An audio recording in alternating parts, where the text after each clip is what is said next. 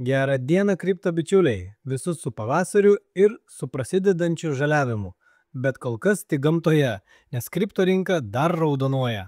Šiandien pažiūrėsim į Bitcoin valstybinių lygmenių, apžvelgsim kelis grafikus ir paskaitysim patarimų iš Bitcoin veterano. Nepamirštam spustelti laiko ir subscribe, pasidarom kavos arbatos ir 3-4 važiuojam.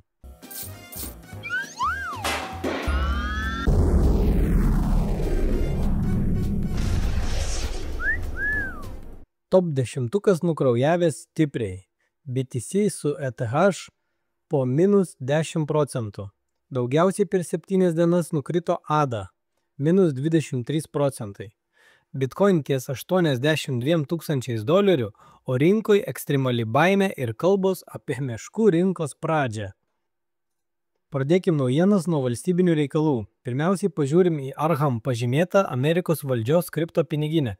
Be abejo, čia didžiąją dalį iš beveik $16,5 milijardų vertės sudaro apie 200 000 konfiskuotų BTC monetų.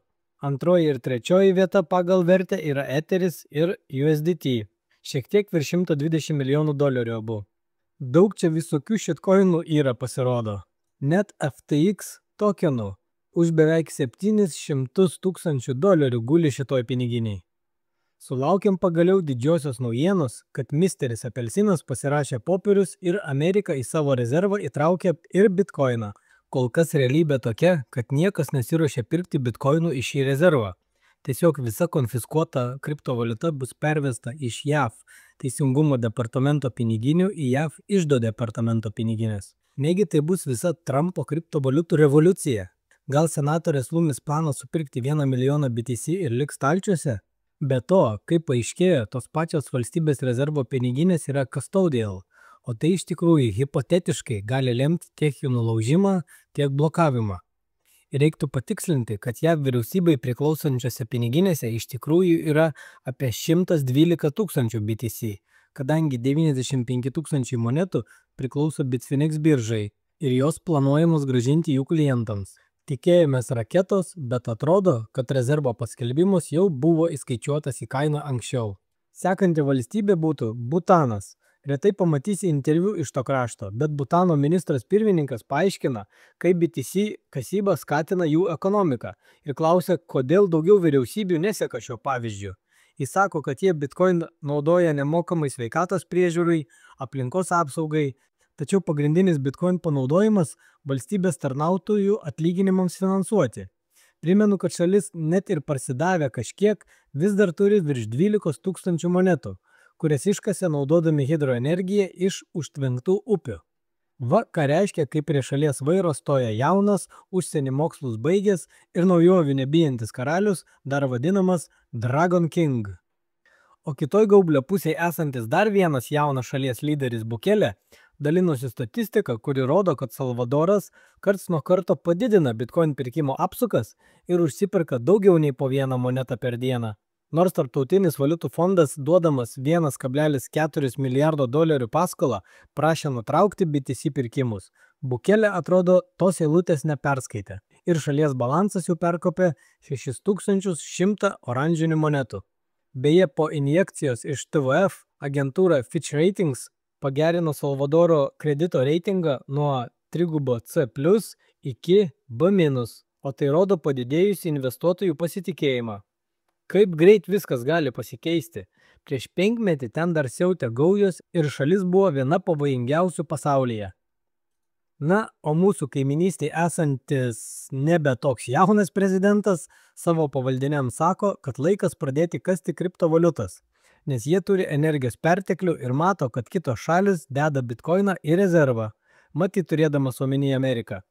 Dar jis prideda, kad paklausa bitkoinų tikrai bus ir jei galim patys išsikasti, tai taip ir reikia padaryti. Laikas grafikams. Geras traderis Kevin Svensson rodo savo pabraižymus, kuriuose matosi, kad nors ir bitcoin kaina grįžo prie savo praeito savaitės žemumų, bet parabolinio kilimo kreivės dar nesulaužė. Kitas traderis Dave The Wave rodo į savo banguojantį grafiką ir pagal jį prognozuoja $180 000 viršūnę, o kritimas nusimato kažkur 25 metų pačiam gale. Bet taip sunku darosi tikėti tais grafikais, kurie remiasi praėjusiais ciklais. Ši epocha stipriai kitokia ir laužo visas prieš tai buvusias tendencijas. Kažin, ar besulauksim altcoinų ralio. O Ali Martinezas ištraukė grafikėlį, kuris rodo, kad rinka perėjo į meškų fazę. Kaip keistai šiam cikle viskas. Naujienos grandiozinės, o kaina ir nuotaikos labai prastos. Net baimės ir godumo indeksas dabar rodo ekstremalią baimę. O pažiūrėjus į ilgesnę istoriją šio indekso ir atzuminus grafiką 7 metams, matom, kad tokios ekstremalios baimės zonoje buvom per COVID krešą ir 22 metų bear marketui pasiekus dugną. Sunku kažką čia paaiškinti, kripto reikalų anomalijas. Mačiau yra traderių, kurie traidina tik žiūrėdami į šitą indeksą. Na, vėliau turėtų būti labai linksmo, jei $80,000 yra dugnas ir ekstremali baimė. Toliau likvidacijų stulpeliai. Skaudžiai pastaruoju metu pravalo traderių pozicijas. Jei anksčiau tie didėjai likvidavimai trukdavo 2-3 dienas ir rinka nusistovėdavo, tai pastaruoju metu tie staigus kritimai skaudžiai kainuoja traderiams su svertais ir long pozicijom. Stulpelių pristatyta daug ir didelių. Atrodo kaip koks Dubajaus centras iš tolo. Tikiuosi nepakliuvot į tų dangoraižių statistikas. Užmetam akį ir į mėnesinį kainos pokytį. Vasaris istoriškai buvo labai geras mėnuo ir laukiam žalių skaičiukų. Bet rinka davė per nagus ir užfiksavo gan didelį, net 17% kritimą. Sekantis grafikas rodo augančią pasaulinę M2 pinigų pasiūlą. Bitcoin seka M2 grafiką su 82% tikslumu. Tik atsilieka kažkeliom ten savaitėm. Tweeto autorius rodo į kovo 25 dieną, kada pagal jį turėtų prasidėti reikšmingas BTC kainos apsisukimas ir jis patarė prisisekti, nes spėja, kad į rizikingus aktyvus plūstels daug pinigų. Toliau lentelė hodleriams. Čia surašyti, kokiais metais bus halvingai ir kokią sumą dalinsis mineriai už vieną iškastą bloką. Ir posto autorius išskaičiavo, kad paskutinį bitcoiną iškasti prireiks 40 metų. Wow!